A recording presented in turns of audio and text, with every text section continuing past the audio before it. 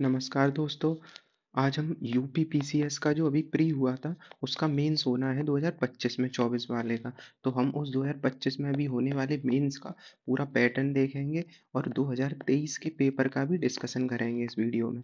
तो हम पूरे पहले सिलेबस देखते हैं।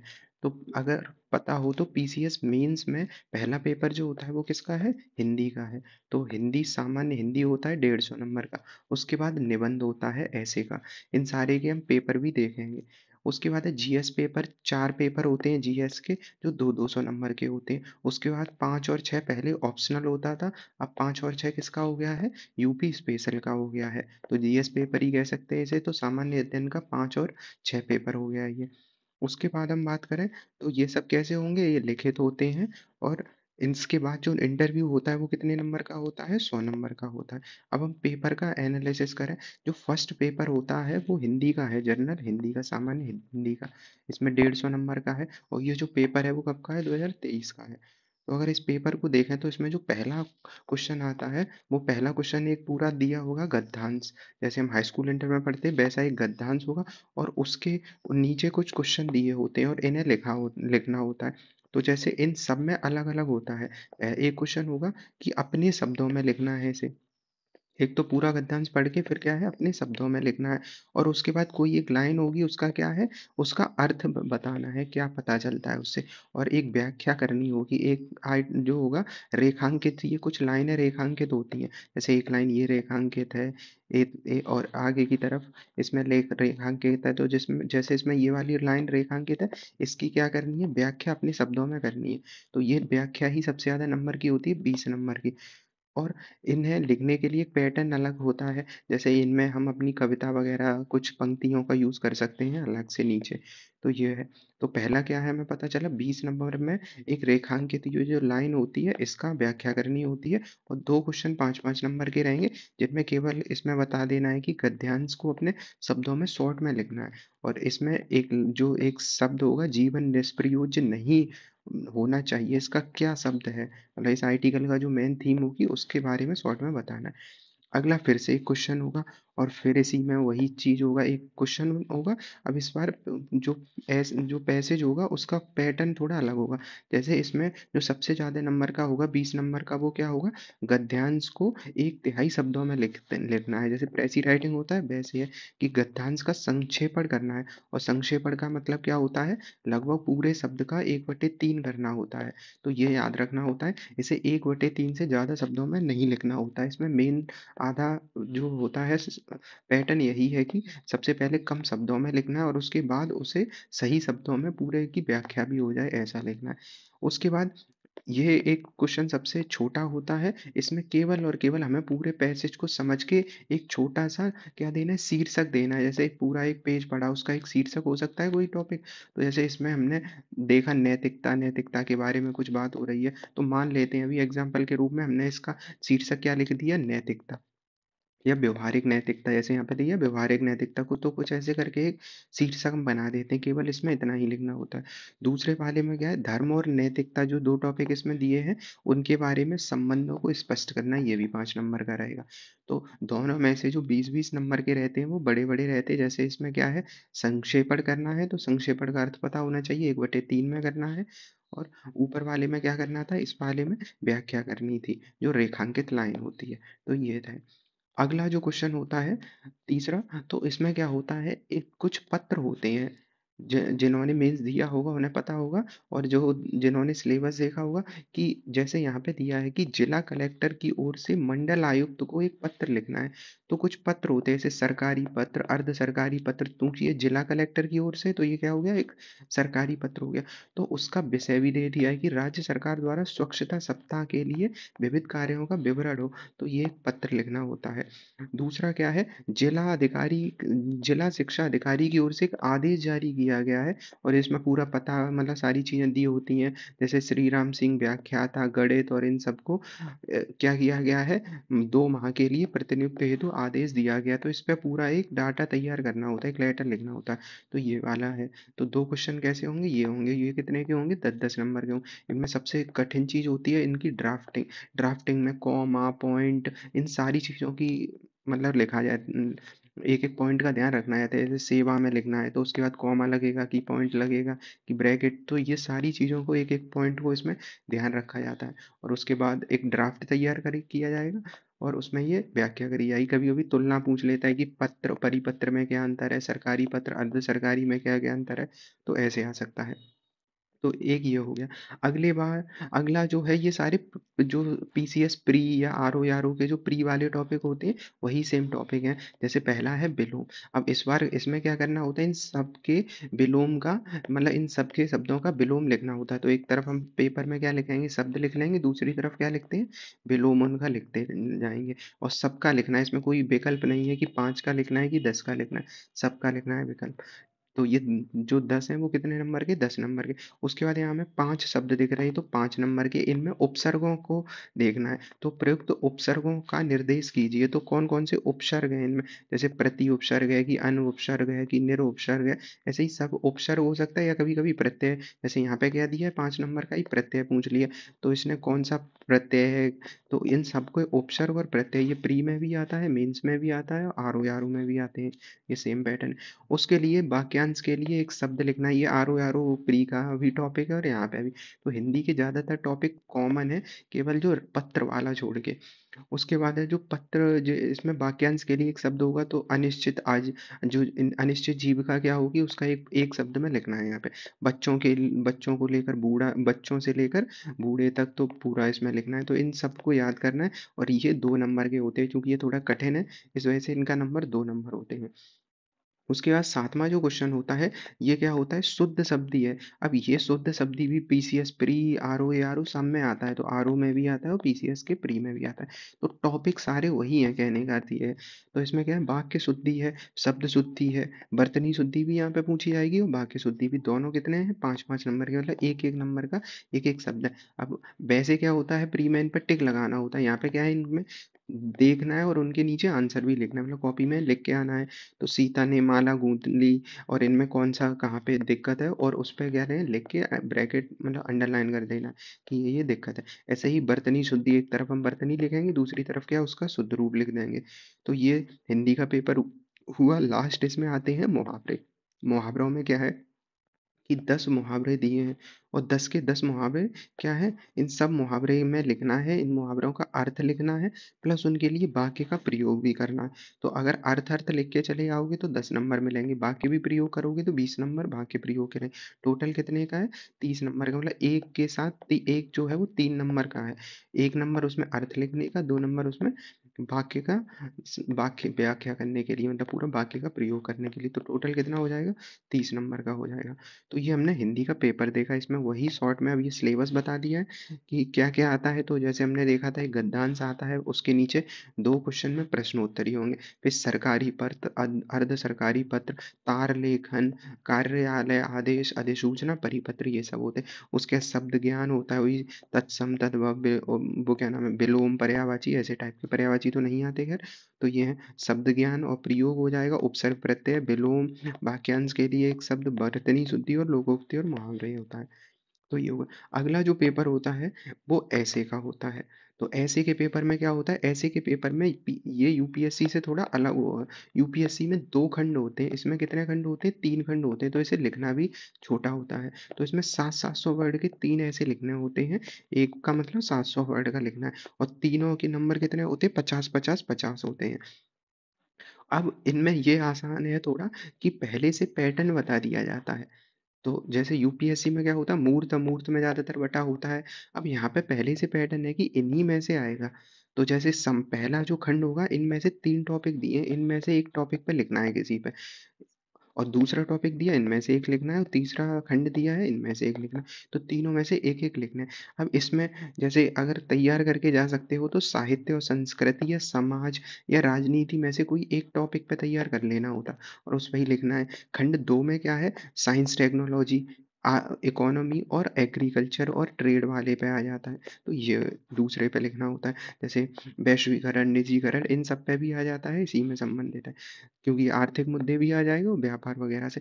जो तीसरा खंड होता है ये सबसे अलग होता है। सबसे अलग का मतलब क्या हो, इसमें हो सकता है कोई योजना सरकार की पूछ लिया है, परियोजना, मतलब मेनली ये इसमें दो खंड तो करेंट अफेयर्स के ही होते हैं, करेंट का ऐसे लिखना है। एक तीसरा जो होता है वो होता है भू, जो क्या होता है आपदा प्रबंधन, जो हम पढ़ते हैं उसी से संबंधित है। तो ज्योग्राफी या आपदा प्रबंधन से जोड़ के देख सकते हैं, जैसे प्राकृतिक आपदाएं, भूस्खलन, भूकंप, बाढ़, सूखा, इनके बारे में एक क्वेश्चन लिखा जाएगा, मतलब एक ऐसे लिखना होता है। तो तीनों का 50-50 नंबर और तीनों खंड से एक एक लिखना होता है। तो ये हमने देखा ऐसे का पेपर, मतलब ऐसे का सिलेबस। अब ऐसे का पेपर देख लेते हैं, जो ऑफिशियल पेपर है, ये पिछले वर्ष का ही है, तो इसे देखते हैं। तो इसमें पहला जो खंड है, जैसा हमने देखा था उसमें क्या आ रहा था, पहले खंड में समाज आ रहा था, समाज, संस्कृति, ऐसे टॉपिक थे। तो पहला दूसरा देखो, इसमें पहला दे रहे चरित्र निर्माण में साहित्य की भूमिका। तो जो समाज और साहित्य पहले में दिया था वही पूछ लिया है। चरित्र निर्माण में साहित्य की भूमिका क्या होनी चाहिए, तो लिटरेचर का क्या योगदान है करेक्टर बिल्डिंग में, तो ये पहला पूछ लिया उन्होंने, चरित्र वाला। दूसरा पूछा महानगरों में वृद्धों की समस्याएं, महानगरों में वृद्धों की समस्या। और अगला पूछ लिया G20 के निहितार्थ वाले। तो पहले में हमने देखा था, पहले टॉपिक में इसमें एक तो राजनीतिक विषय क्षेत्र है, अब ऐसे सोच सकते हो G20 तो करंट का भी विषय, पर G20 राजनीति का भी विषय है, तो राजनीति की वजह से इस खंड में रख दिया था। समाज था, इस वजह से वृद्ध आगे, क्योंकि समाज में कौन कौन आता है, यही बच्चे, बूढ़े, वृद्ध, महिलाएं, सारे लोग समाज का पार्ट है, तो वृद्धों का था। और संस्कृति का पूछ ही लिया था, साहित्य और संस्कृति का योगदान वाला।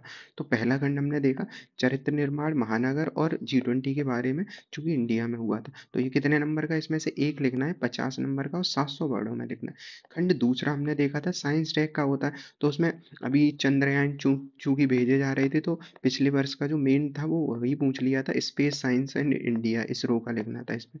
उसके बाद है एग्रीकल्चर भी इसमें है, तो कृषि क्षेत्र की नई संभावनाएं। और चूंकि हमने बताया लास्ट वाले इसमें पैटर्न में वही आता है हमेशा, ग्लोबलाइजेशन, लिबरलाइजेशन, प्राइवेटाइजेशन, ऐसे ही आते। तो भूमंडलीकरण और कुटीर उद्योग, इनकी तुलना, मतलब इन पे एक ऐसे लिखना है।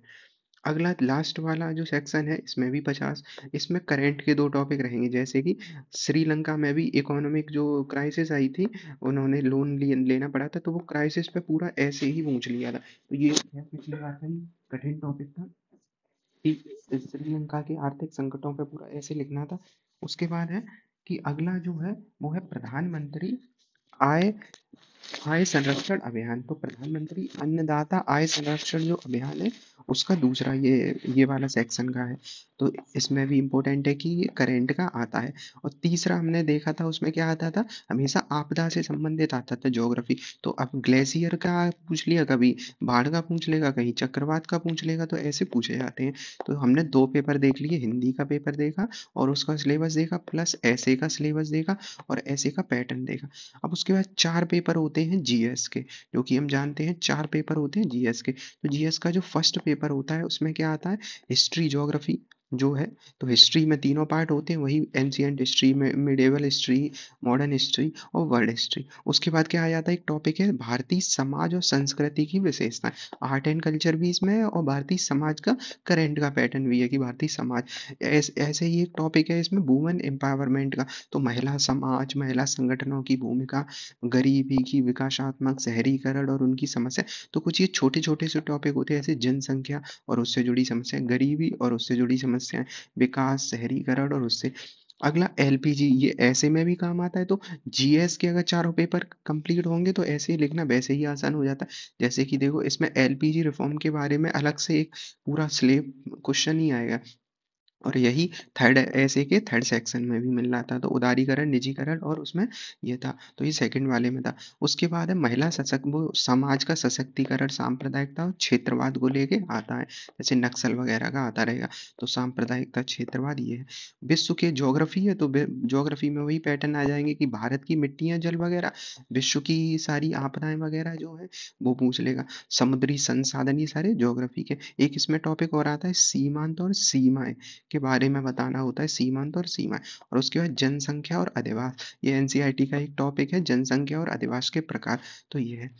तो इसका पिछले वर्ष का ये भी 2023 का एक पेपर है, तो एक नज़र में इसे देखते हैं कि जैसे वैदिक साहित्य का परिचय केवल पूछ लिया था उन्होंने 8 नंबर में, क्योंकि शुरुआत के होते हैं वो 125 वर्ड के हैं, तो 8 नंबर के होते हैं, तो एक पेज के आसपास ही इनमें लिखना होता है।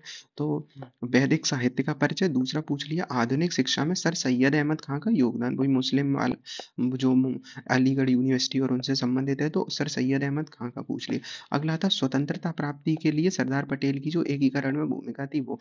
क्षेत्रवाद, जैसा कि हमने टॉपिक देखा था, तो क्षेत्रवाद विकास में कैसे बाधाएं उत्पन्न करना है, कि कोई मराठा कह रहा है, कोई पटेल, कहीं पंजाब, ये मुद्दे चल रहे हैं ना क्षेत्रवाद के, तो ये एक समस्या है, तो उसमें पूछ लिया। बेरोजगारी, क्या आप सहमत हैं महिलाओं के प्रति अपराधों में वृद्धि हो रही है, क्या आप इस बात से सहमत हैं? तो ये वाले टॉपिक है, ये सारे करंट का टॉपिक है, ये वाला टॉपिक ये करंट के। उसके बाद है महासागरीय ज्योग्राफी आ गया, महासागरीय संसाधनों, महासागर है वो संसाधनों का भंडार है। कृषि का प्रोफाइल पूछ लिया, प्री में हम इसे पढ़ते ही रहते हैं कि ज्योग्राफी में ओ ए बी लेयर वगैरह है, तो मृदा प्रोफाइल पूछ लिया है और उसकी भूमिका पूछी गई है। दक्षिण एशिया में रोहिंग्या शरणार्थी करंट का टॉपिक आ गया है, रोहिंग्या म्यांमार वाला। और 9 नंबर चैनल जो है वो 9 वाली, तो उसकी इंपोर्टेंस बतानी है, तो short notes of 9 number channel, तो ये वाला पूछ लिया था।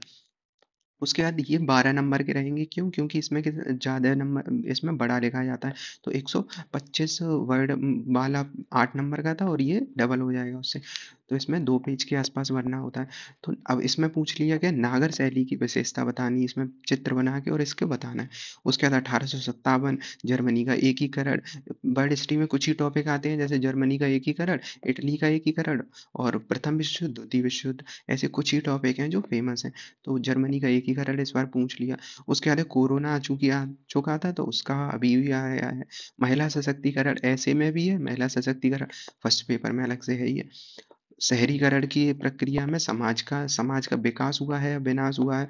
भारत में आंतरिक मानव प्रवास के कारण क्या है?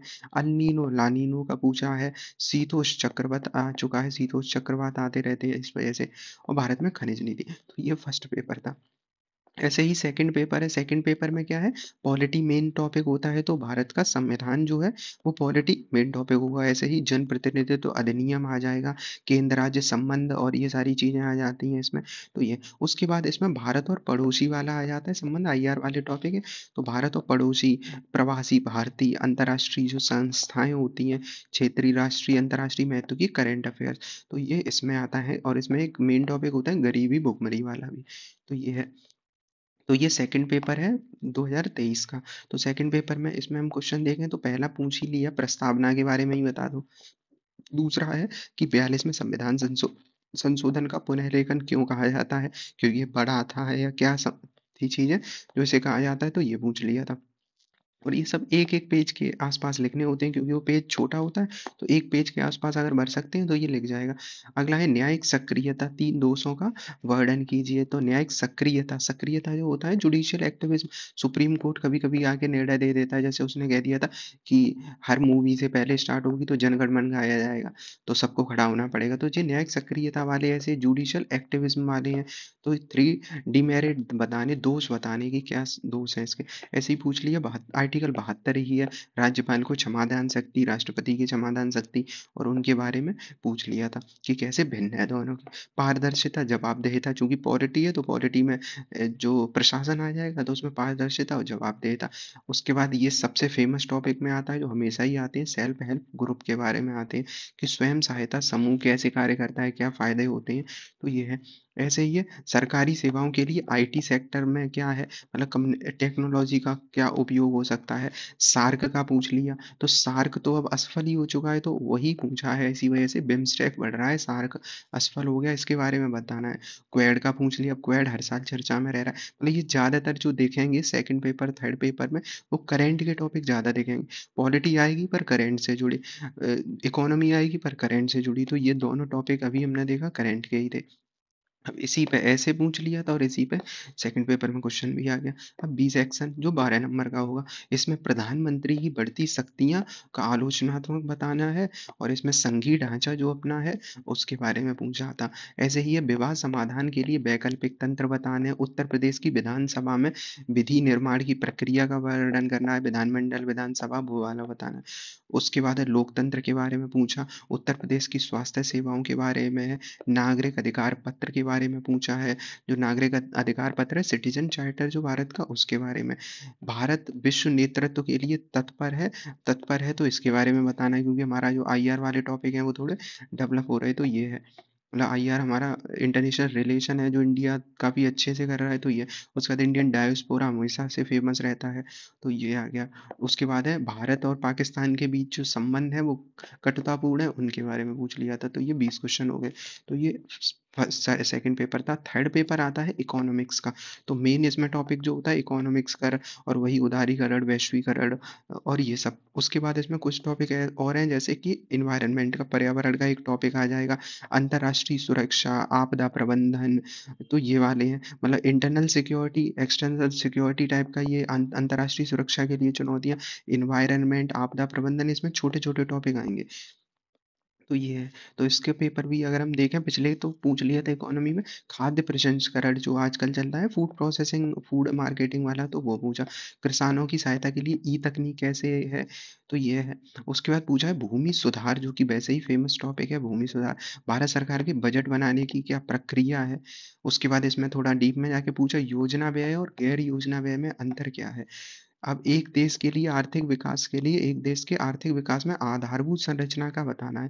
तो इंफ्रास्ट्रक्चर क्या रोल है, इंफ्रास्ट्रक्चर का किसी देश की इकोनॉमी डेवलपमेंट, रोड, सड़क, मतलब ये सड़क पुल रेलवे बना होंगे तो उससे क्या फायदे होंगे, तो ये पूछ लिया है। ब्लड मून की घटना जो करंट उस टाइम था, तो व्हाट इज ब्लड मून पूछा था। उसके बाद है चंद्रमा मिशन, चूंकि चंद्रयान गया था तो मैंने बताया करंट अफेयर से ही जुड़े होते हैं, और साइबर अपराध था। ये 8 नंबर के थे। उसके बाद है दो और बचे हैं, जैसे भारतीय सुरक्षा बलों के, चूंकि इंटरनल सिक्योरिटी है तो आंतरिक सुरक्षा का पूछ लिया, आणविक प्रसार और भारत के बारे में पूछ लिया, मतलब जो हम न्यूक्लियर वाला कर रहे हैं तो वो है। उसके बाद 12 नंबर में देखें तो नीति आयोग हर साल ही पूछ लेता है किसी ना किसी तरह से, तो नीति आयोग आ गया, सस्टेनेबल डेवलपमेंट आ गया, इंक्लूसिव ग्रोथ, समावेशी विकास और सस्टेनेबल डेवलपमेंट है। खाद्य सुरक्षा पूछ लिया है, खाद्य सुरक्षा भी, ये तीनों लगभग लगभग सेम टॉपिक पूछे हैं। समावेशी विकास, समावेशी विकास इंक्लूसिव ग्रोथ कहीं ना कहीं कनेक्ट है, सतत विकास है, और सतत विकास का पहला दूसरा ये मतलब जो सतत विकास में जो लक्ष्य हैं उन लक्ष्यों में खाद्य सुरक्षा मेन ही है, क्योंकि स्वास्थ्य सुरक्षा, खाद्यान्न, ये सारे टॉपिक हैं इसमें। अगला है जो पीडीएस वाला है, तो वितरण प्रणाली है, जो अन्न अपने यहाँ मुफ्त में दिया जा रहा है उसके बारे में। पब्लिक डिस्ट्रीब्यूशन सिस्टम अभी चल रहा है, तो उसके बारे में पूछा गया है। अगला है भारत में ऊर्जा संसाधन की जो मांग बढ़ रही है, ऊर्जा संसाधन की मांग, उसे पूरा करने के लिए क्या किया जाए, रिन्यूएबल अपनाया जाए, टिकाऊ अपनाया जाए, या कैसे ये सही रहेगा नहीं रहेगा, ये सब चीज़ें। जैव प्रौद्योगिकी पूछा गया है, बायोटेक्नोलॉजी है। मानव, प्रकृति और मानव के आपदाओं में अंतर स्पष्ट करना, मतलब कुछ प्राकृतिक आपदाएं होती हैं, कुछ मानव निर्मित होती हैं, बड़ा डैम बना गया, टूट गया, न्यूक्लियर पावर प्लांट में विस्फोट हो गया, तो ये सब मानव निर्मित है, कुछ प्राकृतिक, उनमें आपदा बतानी है, भारत में उसका डिस्कशन करना है। अवैध धन स्थानांतरण वाला, वही ब्लैक मनी है, मनी लॉन्ड्रिंग वाला ये टॉपिक चलते रहते, तो ये। अगला है मीडिया, तो भारत और विश्व की मीडिया में पॉजिटिव नेगेटिव दोनों के बताने हैं। अगला जो मेन इंपॉर्टेंट एक पेपर में होता है वो होता है इथिक्स का पेपर। अब इथिक्स का पेपर में सिलेबस तो छोटा सा है इथिक्स का पेपर, पर लिखना थोड़ा क्या होता है, कठिन होता है इसमें, क्योंकि इसमें जो टॉपिक होते हैं वो थोड़े ब्रॉड होते हैं और उनमें करंट के से जोड़ के लिखा जाता है। तो जैसे पहला क्वेश्चन था, हम इसके सीधे क्वेश्चन देखते हैं। पहला है नैतिक अंतर्दृष्टि, मोरल इनसाइट जो होता है वो क्या होता है, और लोक सेवकों के लिए इसमें हर एक क्वेश्चन में पूछा जाएगा ज्यादातर, क्योंकि लोक सेवक सबको बनना है, तो सिविल सर्वेंट के लिए पूछा जाएगा कि नैतिक अंतर्दृष्टि क्या है और लोक सेवक के लिए कैसे होगा। उसके बाद सेवा, वही सिविल सेवा में अगर कोई आता है तो उसमें सेवा भाव और दृढ़ विश्वास का साहस, इन दोनों पे लिखना है 8 नंबर में, मतलब इस पे भी लिखना है, सेवा भाव क्या है उस पर लिखना होता है, और दृढ़ विश्वास इसमें लगभग आधा आधा एक एक पेज लिखना होता है, तो सेवा भाव और दृढ़ विश्वास पे मतलब आधा पेज के आसपास होगा और उस पे ये लिख के बताना होता है। अगला है बालक अपने चतुर्दिक जो देखता है, बालक बालक जो देख रहा है अपने चारों ओर, ऑब्जर्व अराउंड हिम, उससे क्या सीखता है। तो ये अलग से ही होता है, मूल्य होते हैं, मूल्य एक टॉपिक ही है, और मूल्य कैसे सीखे जाते हैं, समाज में सीखे जाते हैं, परिवार में बच्चे कितने साल तक सीखते हैं, 5 साल 7 साल तक ज़्यादा फर्क पड़ता है, वो सारे तो बेसिक टॉपिक से ही पूछा था। अगला है वैश्वीकरण। अब ये हर पेपर में टॉपिक है, फर्स्ट पेपर, थर्ड पेपर, ऐसे सब में आ जाता है ये वैश्वीकरण, ग्लोबलाइजेशन। तो ग्लोबलाइजेशन के युग में राष्ट्रों के मध्य शांति स्थिरता के लिए इथिक्स कैसे काम कर सकती है, मतलब इथिकल वैल्यू हो। जैसे हम देखते हैं कि आतंकवाद और ये सब बढ़ रहे हैं, तो इथिकल वैल्यू होती हैं कि अब लोग एक दूसरे से दूसरी जगह प्रवास कर रहे हैं, तो ये वाली चीज़ें हैं, वहाँ पर कैसे शांति लाई जा सकती है। सूचना का छिपाव, जो सूचना का छिपाव सार्वजनिक पहुंच और भागीदारी को बाधित करता है, मतलब जो जो सूचना का अधिकार है 2005 वाला, उस सूचना के अधिकार में सार्वजनिक सूचना नहीं मिल पाती है, तो इन्फॉर्मेशन तक पहुंच नहीं भी एक समस्या है, तो उसके बारे में बताना है। उसके बाद ये टॉपिक हैं, ये फेमस ही है इसके, अभिवृत्ति अभिरुचि वाले, तो एप्टीट्यूड एटीट्यूड के बारे में एक दो क्वेश्चन आते ही हैं। तो ये उसके बाद कह रहा है कि किन्हीं दो महत्वपूर्ण गुण, कई सारे गुण पढ़ने होते हैं इसमें क्या नाम है एथिक्स के लिए, तो दो पूछेगा है इसमें कि दो महत्वपूर्ण गुण हैं, उनके बारे में बताना है जो लोक सेवा के लिए इंपॉर्टेंट हो सकता है, जैसे सत्यनिष्ठा हो सकती है, तो ऐसी चीज़ें हो सकती हैं ये गुण बताने। उसके बाद है सिविल सेवकों के बीच उदारता और वस्तुनिष्ठता, जो वस्तुनिष्ठता ऑब्जेक्टिविटी या लिबरलिटी, तो उदारता होनी चाहिए और वस्तुनिष्ठता कैसे बढ़ावा दिया जाए, मतलब वस्तुनिष्ठ भी हो उदार भी हो, तो ये सुझाव अपने शब्दों में दिए जाने चाहिए। उसके बाद दो है सुशासन और प्रशासन में जो इमोशनल इंटेलिजेंस होता है, सबसे इंपॉर्टेंट टॉपिक में एक ये भी है, कुछ ही टॉपिक हैं जैसे aptitude attitude, emotional intelligence, value, और वैल्यू में कुछ पॉइंट होते हैं, तो ये बेसिक टॉपिक है जिनसे 4-5 क्वेश्चन रहेंगे।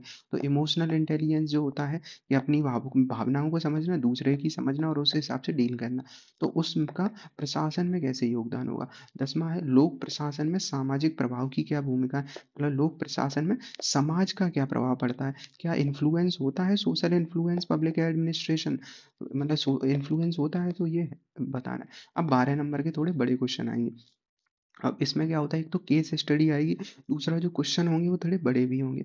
तो नैतिक शासन व्यवस्था से आप क्या समझते हैं, तो इथिकल गवर्नेंस कैसी होगी, उदाहरण भी बताना है, जैसे विश्व का उदाहरण दे सकते हैं हम कहीं यूरोपीय देश का या कहीं सीरिया वगैरह का कि वहाँ पे इथिकल शासन नहीं है, यमन हो सकता है, मतलब कोई भी देश, पाकिस्तान ही हो सकता है, तो ऐसे इथिकल गवर्नेंस कैसी होती है और उसे एग्जाम्पल के साथ बताना है। पर ज़्यादातर एग्जाम्पल कैसे दे सकते हैं, भारत के बारे में दे सकते हैं कि ये वैल्यू अपनाई है, तो शासन कैसा हो जाएगा, नैतिक हो जाएगा, कि शासन में कैसा हो, शासन स्पष्ट होना चाहिए, सदाचार होना चाहिए, व्यक्तिनिष्ठ नहीं होना चाहिए, वस्तुनिष्ठ, ऐसी चीजें जो हम कहते हैं वो नैतिक शासन में आ जाएंगे।